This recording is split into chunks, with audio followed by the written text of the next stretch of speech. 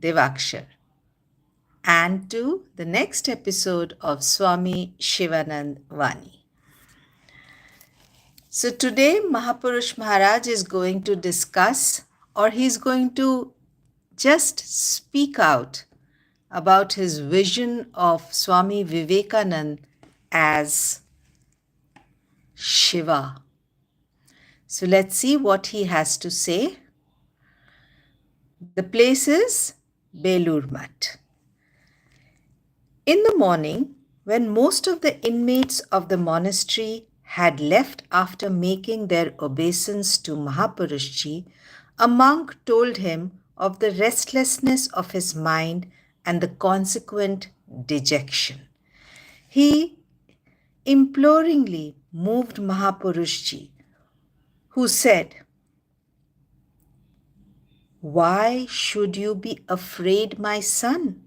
Continue at his door, taking shelter with him. He never disappoints a supplicant." "All my time has been spent in vain," moaned the monk. "I have not yet seen God. I haven't got peace of mind. At times, complete loss of faith comes to my mind. I begin to doubt even the invaluable instructions I have received from you and others." This made Mahapurushji's face turn red. With great warmth, he said, "Look here, my son. If the Master is true, we too are true. Whatever I say is nothing but the truth. We have not come to cheat people. If we sink, you too will sink with us. But by His grace, we have realized that we shall never sink, nor will you." As Mahapurushji remained confined to his room, an attendant had the duty of keeping him informed of everything concerning the monastery. After personally moving about the premises and inquiring about the health of the inmates, the cattle, and other matters of importance, this inmate, he comes to Mahapurushji. Mahapurushji used to receive his report in the afternoon.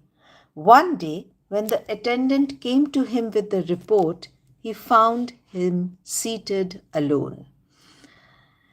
And Mahapurushji was at that time in a very grave mood. His eyes were half closed, as though it was an effort to keep them open to see the outer world.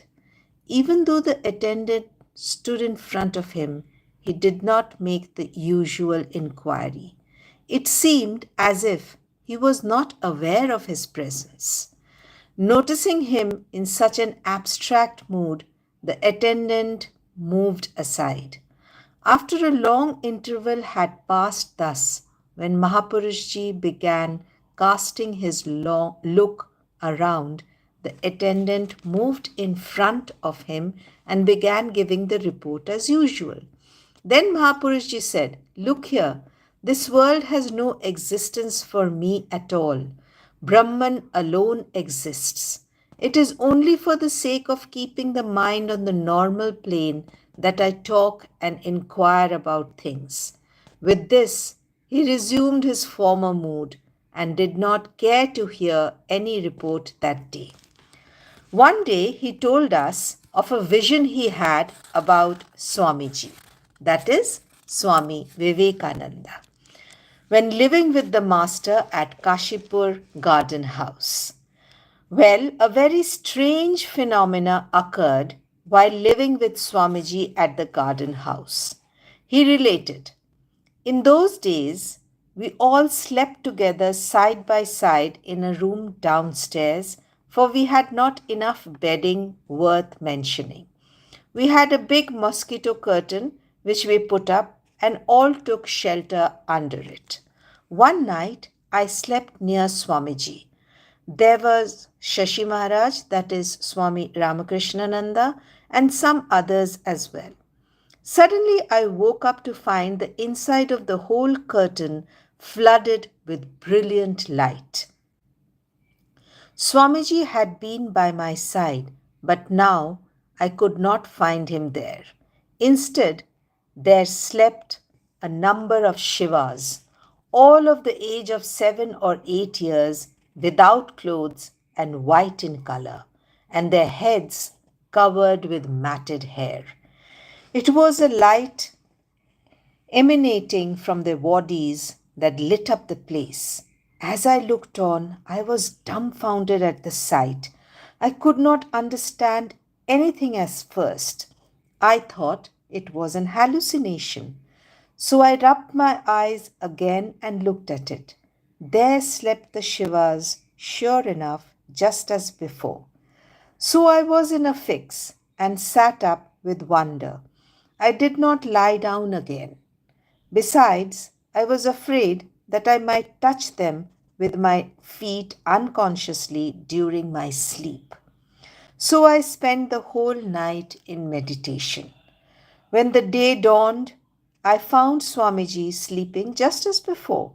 When I told him everything, he laughed heartily. Long afterwards, while reading a hymn to Vireshwara Shiva, I discovered a mantra about meditation on him that contained a description just like that. And then I knew that my vision was quite true. Swamiji was nothing but that in reality. Swamiji was Shiva. He was born as a part of that Shiva, and that's why I saw like that. So, Mahapurush Maharaj is telling us that Swamiji was none other than Shiva himself. So, hope you enjoyed today's episode. Do like and share our videos and do stay tuned to Devakshar. Do subscribe to our channel if you already haven't, and comment and tell us how you're liking the videos. Till then, keep watching Devakshar. Thank you so much for being with us.